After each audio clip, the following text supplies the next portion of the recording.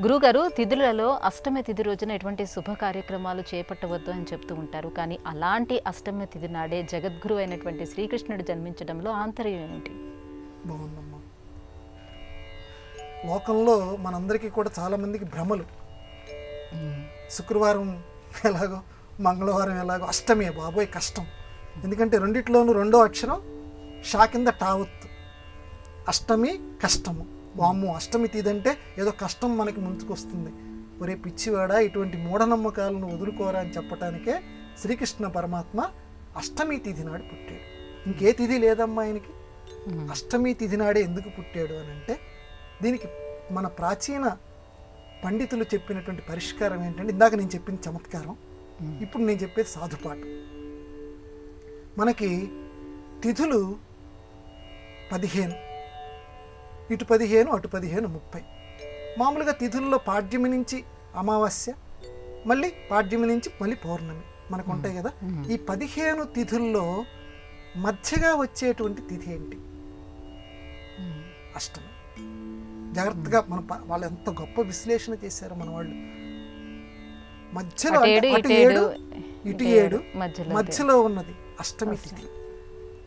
అంటే మధ్యలో అంటే ఇటు పాపం స్వామివారట, ఇటు పాపం అటు పుణ్యం. ఈ మధ్యలో నేనున్న సరపు ధర్మమున్ విమల సత్యము పాపము చేత బొంకుచే చెడబారినదైన వ్యవస్థ దక్షులెవ్వారలుపేక్ష చేసిరది వారల చేటగుగా అని అంటాడు శ్రీకృష్ణుడు రాయబారిగా వెళ్ళినటువంటి సందర్భంలో ఆ ధృతరాష్ట్రుడి ముందు నిలబడి. ఈ లోకంలో ధర్మము సత్యము పాడైపోతున్నప్పుడు శక్తి ఉన్నటువంటి వాళ్ళు కూడా ఎవరైతే దాన్ని ప్రయత్నం చేసి మాన్పకుండా ఉంటారో, అన్యాయాన్ని ఎవరైతే ఎదిరించకుండా ఉంటారో వాళ్ళ సంగతి నేను చూస్తాను.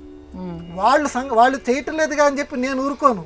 ఎక్కడ ధర్మం స్థాపించాలో ఆ ధర్మాన్ని నేను స్థాపిస్తానని భగవానుడు స్వయంగా చెప్పాడు. కాబట్టి మధ్యలో నేనున్నాను రా అబ్బాయి. అష్టమి అంటే అది. ఇటు పాపం ఉంది, ఇటు పుణ్యం ఉంది, మధ్యలో నేనున్నాను. నువ్వు పాపం వైపు వెళ్తావా, పుణ్యం వైపు వెళ్తావా? జాగ్రత్తగా ఆలోచన చేయి. మధ్యలో నేనున్నాను అనేటువంటి విషయాన్ని మీరు మర్చిపోకండి. మీరు మర్చిపోకుండా ఉండటానికే నేను అష్టమి తిథి నాడు పుట్టాను.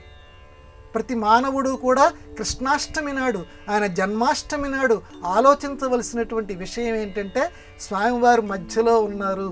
మనం ఎటువంటి పరిస్థితుల్లోనూ పాపం వైపు మనం అడుగు వేయకూడదు. అదే ఆనకట్ట మనకి.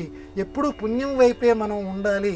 అందువల్ల ఆయన అష్టమి నాడు పుట్టాడురా, పెద్దవాళ్ళు చెప్పారనే విషయాన్ని గుర్తుపెట్టుకొని పుణ్యాచరణ వ్రతులై మానవులందరూ ఉండటానికి ఆ మహానుభావుడు ఇలా ఆంతర్యంగా తెలియచేశాడు. అష్టమి తిథి నాడు పుట్టాడు.